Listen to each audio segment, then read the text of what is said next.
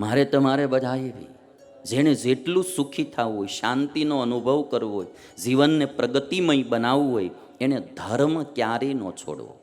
એ સુખ શાંતિનો અને પ્રગતિનો પાયો છે.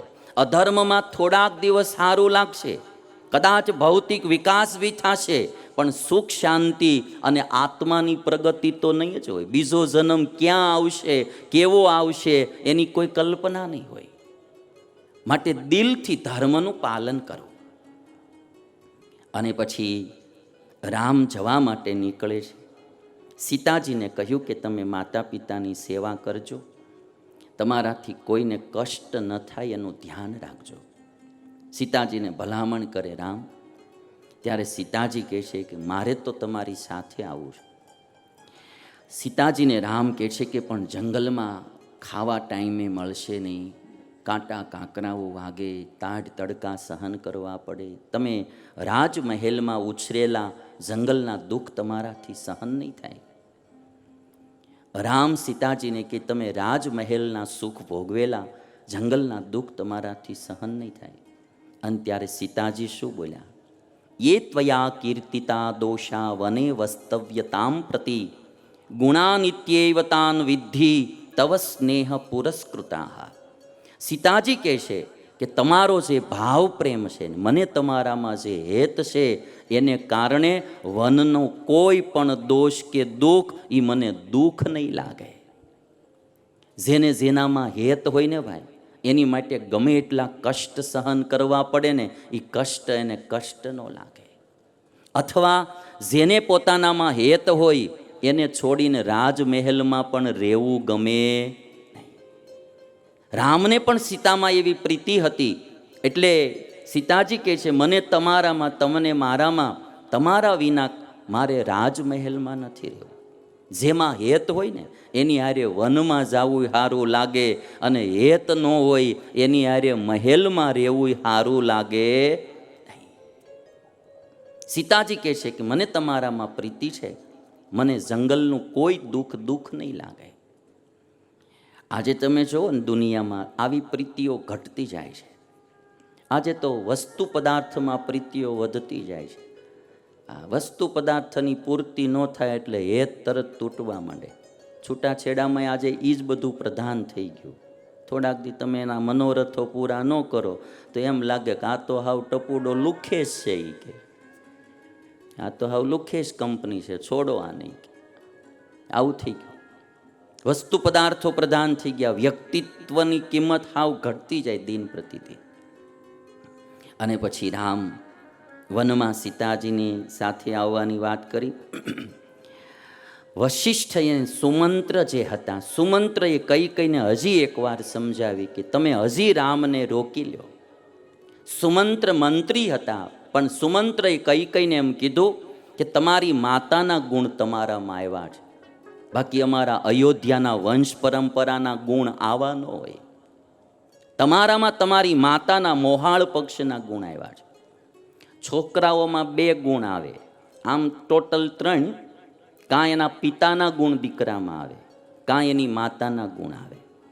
અમારી પાસે કોઈક દીકરા આવે ને અમે જોઈને તેના બાપા જેવો ન દેખાતો હોય, બાપો શાંત હોય, એના પિતાજી એકદમ શાંત, ને આવડો એનાથી હાવ ઊંધો હોય, એટલે અમે અનુમાન કરી લઈએ કે આ ક્યાંથી આવ્યા છે, એનું અનુમાન થઈ જાય કે આ મોહાળ પક્ષના ગુણ લાગે છે. છોકરાઓમાં 2 ગુણ આવે, કાં પિતૃપક્ષના ગુણ આવે, સંસ્કારો આવે, ને કાં માતૃપક્ષના. અને અમુક ટકા એવા જ નીકળે એમાં તમને ખબર જ ન પડે કોના આવ્યા.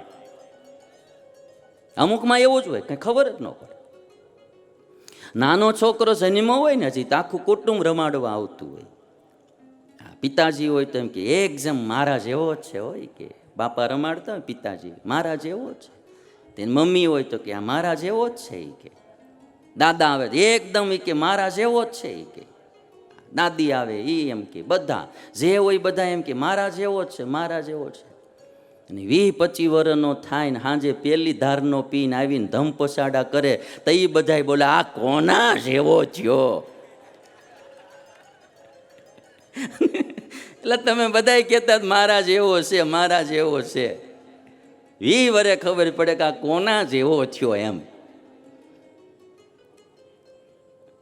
એટલે કહેવાનું મારું કે આ બધા જે સંસ્કારો છે ને બે માતા, એટલે સુમંત્રએ કઈને કીધું તારામાં તારી માતાના ગુણ આવ્યા છે, તારી માતાનો સ્વભાવ વિચિત્ર છે. સુમંત્ર કે કઈને, અને સુમંત્ર કે એટલા માટે તો કહેવામાં આવ્યું છે કે લીમડામાંથી કોઈ દી મધ નો ઝરે. કે લીમડાના તો એમાંથી તો કડવાણી નીકળે, લીમડાને નીચો એમાંથી મધ થોડું ઝરે કાંઈ. તારી માતાનો જે સ્વભાવ એ તારામાં એવો કડવો સ્વભાવ. મેણા એટલા માર્યા ને તોય કઈ ન માની. અને ત્યારે વશિષ્ઠએ કઈને ગુરુ સ્થાનેથી સમજાવી કે તું હજી સમજી જા. તને એમ લાગતું હશે કે અયોધ્યાની ગાદી મારો ભરત મેળવી લઈને અમે બધા સુખી થાવું, તો એ વાતમાં દમ નથી. તમે આ બહુ પ્રસંગ સમજવા જેવો છે. ઘણીવાર અમુક પગલાઓ આપણે એટલા માટે સુખ માટે ભરતા હોઈએ, પણ એ પગલાં સુખ માટેના ન હોય, એ પગલાં દુઃખ માટેના હોય. વશિષ્ઠએ કહ્યું કે તને એમ લાગે કે હું સુખી થઈશ, પણ તું સાંભળી લે, આમાંથી દુઃખ આવશે. અને વશિષ્ઠએ વાલ્મીકી રામાયણમાં શું કીધું કે સાંભળ, નહીં તદ ભવિતા રાષ્ટ્રમ યત્ર રામો ન ભૂપતિ. જ્યાં રામ રાજા નહીં હોય ને એ રાજ્ય નહીં હોય, અને જ્યાં રામ વનમાં રહેતા હશે ને એ વન પણ રાજ્ય હશે. નહીં તદ ભવિતા રાષ્ટ્રમ યત્ર રામો ન ભૂપતિ તદ વનમ ભવિતા રાષ્ટ્રમ યત્ર રામો નિવત્સ્યતિ. જ્યાં રામ હશે ત્યાં જ રાષ્ટ્ર હશે. માટે તું હજી સમજી જા.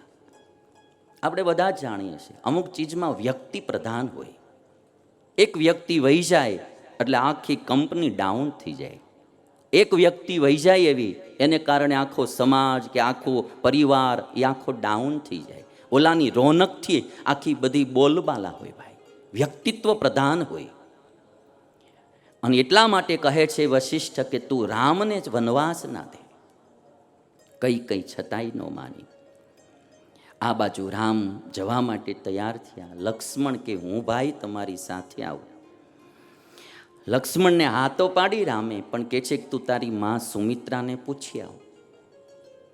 અને લક્ષ્મણ માં સુમિત્રાને પૂછવા માટે ગયા. અને ત્યારે સુમિત્રા શું બોલ્યા કે ભાઈ બેટા લક્ષ્મણ, ખુશીથી તું રામ સાથે જા એમ નહીં. આજથી રામ તારા માટે દશરથ છે, અને સીતા તારા માટે સુમિત્રા છે, અને જંગલ તારા માટે અયોધ્યા છે. જા બેટા. સમર્પણ તો સુમિત્રાનું તમે જો ભાઈ, ખાલી જા એમ ન કીધું. આજથી રામ ઈ તારા માટે દશરથ છે, અને સીતા ઈ તારા માટે સુમિત્રા છે, અને જંગલ એ તારા માટે અયોધ્યા છે. રામમ દશરથમ વિદ્ધિ મામ વિદ્ધિ જનકાત્મજામ અયોધ્યામ અટવીમ વિદ્ધિ ગચ્છતાત યથા સુખમ.